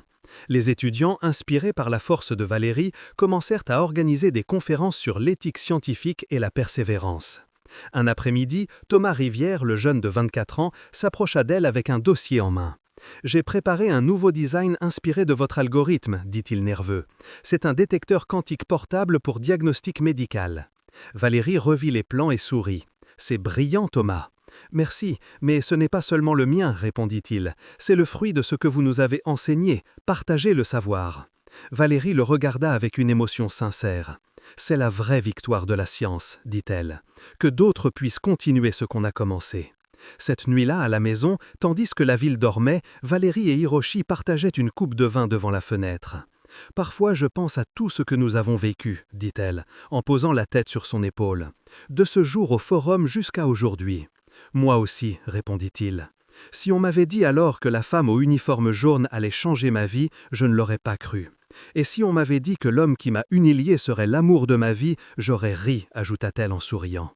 Hiroshi la regarda surpris, avec un mélange de tendresse et d'étonnement. « Amour de ta vie ?» Valérie hocha la tête rougissante. « Tu ne le savais pas ?» Il l'embrassa calmement, avec la certitude de qui a trouvé son foyer enfin. « Si, » murmura-t-il, « mais j'avais besoin de l'entendre. » Et cette nuit-là, plus que tout autre, ils comprirent que la leur n'était pas une histoire de science, ni même de rédemption. C'était une histoire d'amour qui avait appris à survivre à la gravité du monde. 1 an plus tard, la fondation Moro Tanaka avait des sièges sur 3 continents. Valérie voyageait constamment entre Paris, Berlin et Tokyo, inaugurant des laboratoires et béquant de nouveaux talents. Son histoire était devenue symbole d'espoir. La femme qui avait un jour été invisible ouvrait maintenant des portes pour des milliers. Hiroshi l'accompagnait dans la plupart des voyages, mais quand il ne pouvait pas, il s'assurait de lui envoyer des messages chaque soir. « As-tu déjà dîné ?» demandait-il. « Presque », répondait-elle d'un aéroport en riant. « Si les biscuits comptent comme dîner, je te promets de te cuisiner à ton retour. »« Ça serait un miracle », répondait-elle. Les blagues étaient devenues partie de leur routine. Ils vivaient entre responsabilités, mais sans perdre l'équilibre. Ils avaient appris à partager silence, décision et même fatigue. Une après-midi, Valérie revint de Berlin avec une surprise. Un groupe de béquets allemands avait développé une miniature du système quantique médical qui pouvait se connecter à un téléphone mobile. « Ça va tout changer », dit-elle excitée en montrant le prototype à Hiroshi. « Imagine avoir un diagnostic médical immédiat n'importe où dans le monde. » Il l'étreignit avec orgueil. « Tu continues à rendre impossible ce qui semblait déjà miraculeux. » Mais Hiroshi avait une autre surprise prête. Cette nuit-là, il l'invita à dîner dans le même restaurant au bord de la Seine où ils avaient mangé ensemble la première fois. L'endroit était identique, la même table près de la fenêtre, les mêmes lumières chaudes se reflétant dans l'eau. Quand ils arrivèrent, Valérie rit en le reconnaissant. « Je n'arrive pas à croire que tu te souviennes de cet endroit. »« Comment l'oublier ?» dit-il. « C'est ici que j'ai réalisé que je ne pouvais plus te voir seulement comme ma collègue. » Le dîner fut tranquille. Ils parlèrent des béquets, de sa mère, de plans futurs. Quand ils finirent de dessert, Hiroshi se leva et sans rien dire alla vers une petite boîte que le serveur avait laissée discrètement sur la table. Valérie le regarda confuse. « Qu'est-ce que c'est ?» Hiroshi s'agenouilla devant elle. Le restaurant entier se tut. « Je ne sais pas comment l'expliquer sans sonner mièvre », commença-t-il avec un sourire nerveux, « mais depuis le moment où tu es entré dans cet auditorium avec ton uniforme jaune, ma vie a changé. D'abord, c'était de l'orgueil, puis de l'admiration et enfin de l'amour. J'ai appris de toi que la valeur n'est pas dans la perfection, mais dans la vérité. Et la mienne est que je ne veux pas passer un jour de plus sans toi. » Il ouvrit la boîte. Un anneau simple avec un petit diamant brillait sous la lumière du restaurant. « Valérie Moreau, dit-il d'une voix tremblante, veux-tu m'épouser ?» Elle resta sans mots.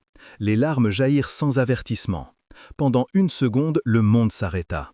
Tout ce qu'elle avait vécu, la pauvreté, l'humiliation, les nuits blanches, semblait converger en cet instant. « Oui », murmura-t-elle enfin, souriant entre les larmes. « Bien sûr que oui. » Le restaurant explosa en applaudissements. Hiroshi se leva, l'étreignit et la souleva du sol, la faisant tournant en riant. Quand ils se séparèrent, Valérie le regarda dans les yeux. « Tu ne sais pas combien j'ai attendu un pour toujours qui en vaille la peine. » « Et moi je ne savais pas qu'un oui pouvait tout changer », répondit-il en l'embrassant. Les semaines suivantes furent un mélange de travail et de préparatifs discrets. Aucun ne voulait un mariage extravagant. Pas de caméra née de listes interminables, dit Valérie en revoyant des lieux possibles. Juste les gens qu'on aime et un peu de vin, ajouta Hiroshi amusé. Ils décidèrent aussi de célébrer la cérémonie dans une vieille maison en banlieue de Paris, entourée d'arbres et de fleurs sauvages.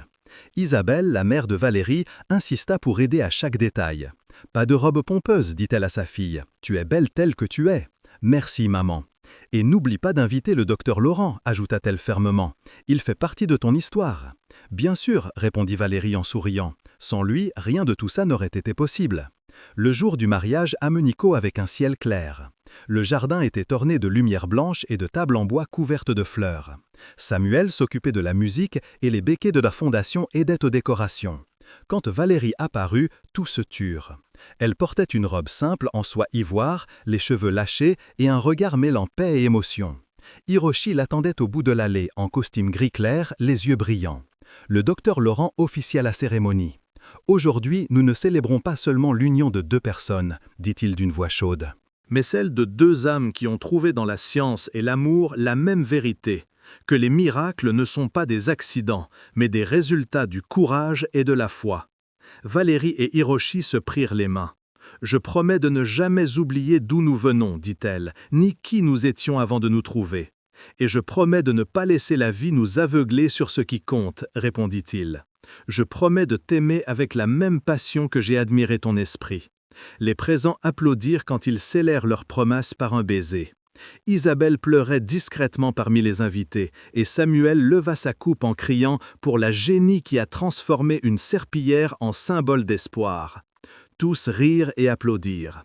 Cette nuit-là, déjà au calme, Valérie et Hiroshi marchèrent dans le jardin illuminé par des guirlandes de lumière. « Te rends-tu compte de ce que nous avons accompli » dit-elle. « Pas seulement changer un peu le monde, changer beaucoup » répondit-il en lui prenant la main. « Et le mieux, c'est que nous ne faisons que commencer. » Valérie le regarda tendrement. « Parfois j'ai du mal à y croire. Je pense à cette fille qui nettoyait des sols et rêvait d'une opportunité. Et à cet homme qui croyait avoir toutes les réponses, ajouta Hiroshi. Et regarde où nous sommes. » Ils restèrent silencieux, observant les lumières danser entre les arbres. « Sais-tu ce qui est le plus beau » demanda Valérie. « Quoi ? Que finalement, nous n'ayons pas résolu seulement un algorithme, nous nous sommes résolus l'un l'autre. » Hiroshi sourit en lui caressant le visage. « Et ça, docteur Moreau, c'est l'équation parfaite. » Semaines après, ils retournèrent au travail, cette fois comme partenaires et époux. À l'entrée du bâtiment principal de la fondation, une nouvelle plaque avait été posée. Fondation Moro Tanaka, où le talent n'a pas d'uniforme. Valérie la regarda en souriant. « Qui a choisi la phrase ?»« Samuel et les jeunes de la bourse, » répondit Hiroshi. « Il disait que c'était ce que tu répétais toujours. » Eh bien, ils ont visé juste. Ils entrèrent ensemble dans le hall où les jeunes chercheurs travaillaient avec enthousiasme. Valérie les salua un par un, tandis que Hiroshi l'observait avec le même regard que ce premier jour au forum. Étonnement et respect. Pour la première fois, tout était en paix. Le passé avait guéri, le présent brillait et l'avenir s'ouvrait comme une promesse partagée. Mais le destin avait encore une dernière épreuve prête, une qui testerait non leur amour, mais la force de leur foi. L'automne arriva avec un vent doux couvrant Paris de feuilles dorées. La vie à la fondation Moro Tanaka suivait son cours. Nouveaux projets, bec plein d'enthousiasme et un mariage qui était devenu inspiration pour tous. Valérie et Hiroshi vivaient tranquilles. Les jours commençaient par du café et finissaient par des rires devant des rapports de recherche. Mais un après-midi, en revoyant des données au laboratoire, Valérie reçut un appel qui fit tout s'arrêter. C'était du centre médical où on soignait sa mère. « Madame Moreau, dit la voix de l'autre côté, votre mère a subi une rechute. Nous avons besoin que vous veniez immédiatement. » Le téléphone faillit lui glisser des mains. En minutes, Hiroshi conduisait vers l'hôpital. Valérie allait en silence, les mains tremblantes sur les genoux. « Ça va aller, dit-il en essayant de sonner sûr. »« C'est ce que j'ai pensé la première fois, murmura-t-elle en regardant par la fenêtre. » À l'arrivée, les médecins les reçurent avec des visages graves. Isabelle était dans une chambre branchée à plusieurs moniteurs. Elle dormait, respirant difficilement. « Le traitement qu'elle suivait ne répond plus, expliqua la docteure. Son système immunitaire est affaibli. » Valérie sentit l'air lui manquer. Il doit y avoir une autre option, dit-elle. Un essai, quelque chose de nouveau. La docteure baissa les yeux. Nous pourrions essayer un protocole expérimental, mais il n'est pas encore approuvé. Quel protocole? Demanda Hiroshi. Un basé sur des simulations quantiques, répondit-elle. Le curieux est que le modèle a été développé par la docteure Moreau. Valérie leva les yeux, incrédule. Mon modèle? Oui, il a été adapté pour prédire les réponses immunologiques chez les patients avec maladies auto-immunes. Il donne des résultats prometteurs, mais n'a pas été testé dans cette condition. Il y eut un silence. Hiroshi lui prit la main. Si quelqu'un fait confiance à ce modèle, c'est toi. Valérie hocha la tête lentement. Approuvons le traitement. Sa voix sonna ferme. Je ne perdrai pas ma mère sans tout tenter. Les heures suivantes furent un mélange d'espoir et de peur. L'équipe médicale prépara le traitement sous la supervision de Valérie. Voir sa propre mère connectée au moniteur de sa propre création était une sensation indescriptible. C'était comme si la science et l'amour se rencontraient au même point. Hiroshi ne la quitta pas une seconde. « Repose-toi un peu, lui dit-il. « Je ne peux pas, répondit-elle. Si je ferme les yeux, j'ai peur qu'elle ne se réveille pas. » Alors ne ferme pas les yeux. Je les ferme pour nous deux. Il s'assit à côté d'elle, lui tenant la main, et ils attendirent ensemble. Durant la nuit, les niveaux sur les moniteurs commencèrent à se stabiliser. La respiration d'Isabelle devint plus calme. Les docteurs revoyaient les graphiques encore et encore sans y croire. « Elle répond, dit une infirmière étonnée. Ses défenses réagissent. » Valérie se porta les mains au visage, laissant échapper un sanglot étouffé. Hiroshi l'étreignit fort. « Tu l'as fait, murmura-t-il. Ton algorithme sauve la vie de ta mère. » Heures plus tard, Isabelle ouvrit lentement les yeux. « Bonjour, mon amour, dit-elle d'une voix faible. Valérie lui prit la main, pleurant et riant à la fois. « Tu ne sais pas combien tu m'as manqué. »« Je ne suis jamais partie, ma fille, répondit-elle tendrement. J'avais juste besoin d'un peu de temps pour me reposer. » Les médecins confirmèrent que le traitement fonctionnait mieux qu'espéré. La réponse immunologique se stabilisa en moins de 24 heures, informa la docteure. « C'est un cas extraordinaire. »« Non, répondit Hiroshi en regardant Valérie. C'est un miracle fait science. » Les jours suivants furent un mélange de soulagement et de réflexion. Valérie passait des heures auprès de sa mère, lui racontant des histoires des étudiants, de la fondation et de tout ce qu'ils avaient vécu. « Tu ne cesses jamais de lutter, lui dit Isabelle un matin en lui caressant les cheveux, mais tu dois aussi apprendre à te reposer. »« Je le ferai, je te promets, répondit Valérie. « Et prends soin de cet homme, ajouta sa mère avec malice. Il a un regard que je n'ai vu que chez ceux qui aiment vraiment. » Hiroshi entra à ce moment avec un bouquet de fleurs. « De quoi parlez-vous » demanda-t-il en souriant. « De toi, répondit Isabelle, et que tu es la meilleure décision que ma fille ait prise. » « Alors je ferai tout pour ne pas la décevoir, dit-il en s'inclinant respectueusement. Semaine après, Isabelle reçut son congé médical. La nouvelle parcourut les médias.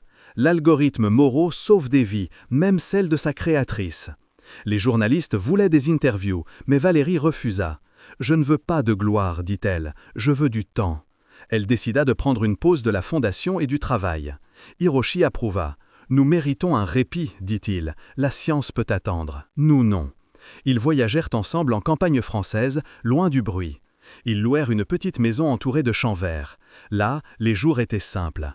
Petit déjeuner tranquille, promenade sur les sentiers et après-midi de lecture près de la cheminée. Valérie redécouvrit le calme qu'elle avait perdu entre laboratoires et conférences. Une nuit, en regardant le ciel étoilé depuis la véranda, Valérie posa la tête sur l'épaule de Hiroshi. « Sais-tu ce que j'ai appris de tout ça » demanda-t-elle. « Dis-le-moi. » Que la science peut expliquer presque tout, sauf les miracles. « Et ça, qu'était-ce alors » demanda-t-il en souriant. « Un miracle avec équation, répondit-elle en riant doucement. Ils restèrent silencieux observant les étoiles. « As-tu jamais imaginé que nous finirions ici » demanda Hiroshi. « Jamais, répondit-elle, mais je suis contente de ne pas avoir su la fin. L'incertitude fut la meilleure partie. » Il lui prit la main en la regardant tendrement. « Et maintenant, que suit-il, docteur Moreau ?»« Continuez à vivre, répondit-elle, et enseignez aux autres que le savoir sans empathie ne sert à rien. » Jours après, ils rentrèrent à Paris. L'équipe de la fondation les reçut avec applaudissements et fleurs. « Thomas Rivière courut vers Valérie avec un grand sourire. « Votre mère a l'air incroyable » dit-il excité. « Oui » répondit-elle en l'étreignant, « mieux que jamais ». Samuel, avec son humour habituel, ajouta « Maintenant oui, chef, il est temps de te reposer, ou au moins de feindre que tu le fais. »« Je ferai ce que je peux » répondit Valérie en riant.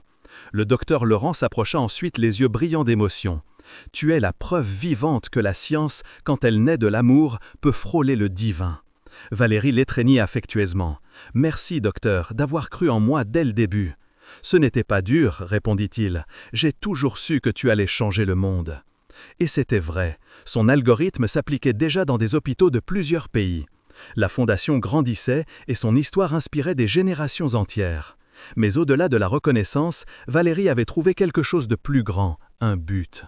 Cette femme qui un jour avait tenu une serpillière devant un auditorium plein de moqueries, tenait maintenant la main de l'homme qui l'avait accompagnée à chaque pas, tandis qu'elle voyait la vie lui rendre tout ce qu'elle lui avait pris un jour. Cette nuit-là, avant de dormir, Hiroshi lui dit à voix basse « Te rends-tu compte? Tout a commencé par une moquerie. » « Oui, répondit-elle en lui caressant le visage, et ça s'est terminé en leçon pour le monde. » Hiroshi sourit. « Alors, que suit-il pour la femme qui a défié l'impossible? » « Continuez à rêver, répondit-elle, parce que ça n'arrête jamais d'avoir du sens. » L'hiver arriva à Paris avec un air différent. Les lumières de la ville reflétaient une paix que Valérie ne se rappelait pas avoir sentie depuis des années. Les choses avaient enfin trouvé leur équilibre. Sa mère jouissait d'une bonne santé, la fondation fonctionnait avec autonomie et le nouveau laboratoire médical, inspiré de son algorithme, sauvait des vies dans des hôpitaux du monde entier. Valérie et Hiroshi marchaient sur le pont de la Seine, un après-midi froid, emmitouflés et se tenant la main.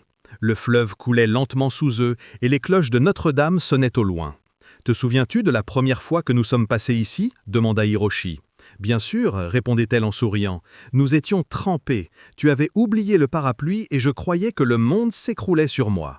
Et regarde-nous maintenant, dit-il tendrement.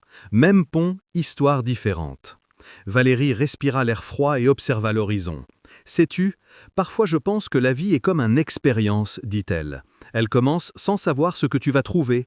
Tu commets des erreurs, et quand tout semble perdu, quelque chose d'inattendu fonctionne. » « Et nous, qu'étions-nous » demanda Hiroshi en souriant. « Une hypothèse improbable qui s'est avérée vraie. » Tous deux rirent.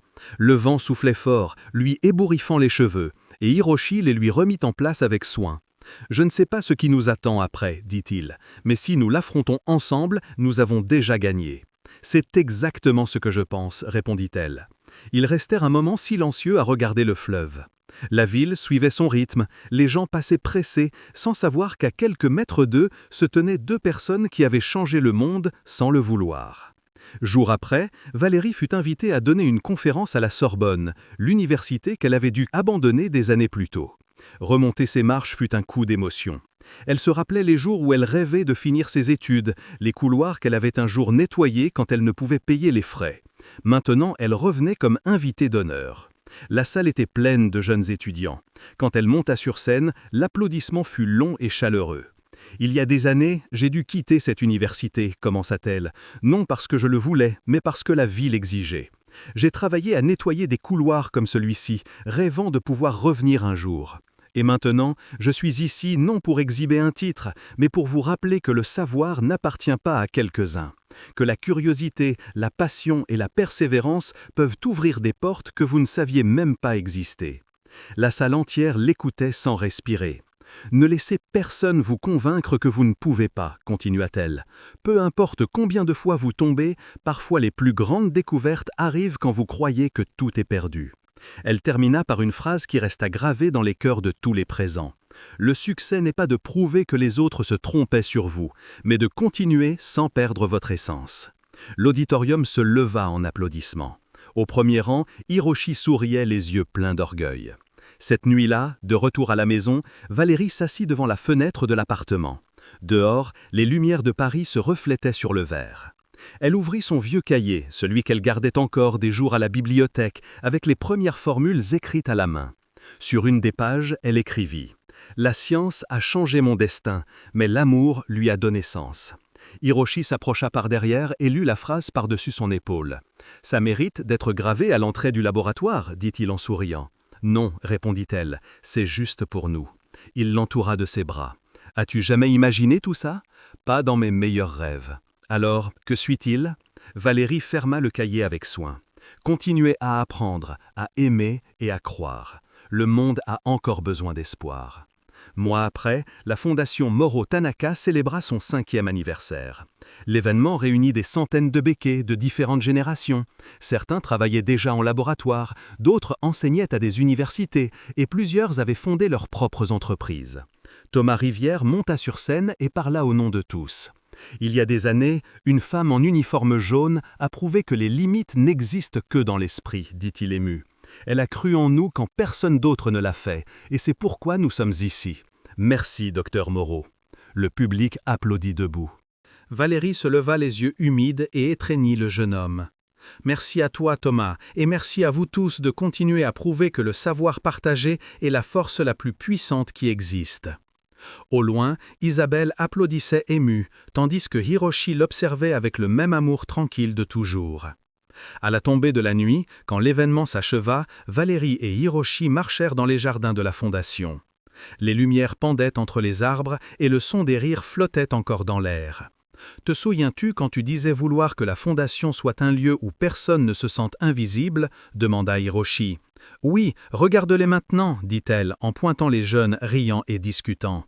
Tu l'as fait ? Nous l'avons fait, corrigea-t-elle en s'appuyant sur son épaule, parce que je n'ai jamais été seule. Hiroshi baisa son front. « Sais-tu, Valérie, dit-il à voix basse, je crois que c'était l'expérience la plus belle de toutes. Laquelle ? Celle de nos vies. » Valérie sourit en regardant les lumières reflétées dans ses yeux. Et elle a fonctionné ? Contre toute attente, elle a fonctionné. Ils s'étreignirent sous les guirlandes de lumière, sachant que ce chapitre de leur vie avait atteint l'équilibre parfait. Ils n'avaient besoin de plus de preuves ni de reconnaissance. La vraie victoire était d'avoir appris à construire l'espoir, même depuis la douleur. Si cette histoire vous a inspiré et fait réfléchir à vos propres défis, rejoignez-nous en vous abonnant au canal. C'est comme devenir partie d'une communauté qui célèbre les victoires inattendues. Partagez dans les commentaires vos histoires personnelles de persévérance, ce que vous avez appris de cette vidéo et si elle vous a plu pour qu'on construise ensemble plus d'espoir. On adore découvrir vos expériences et voir comment ces récits résonnent chez vous.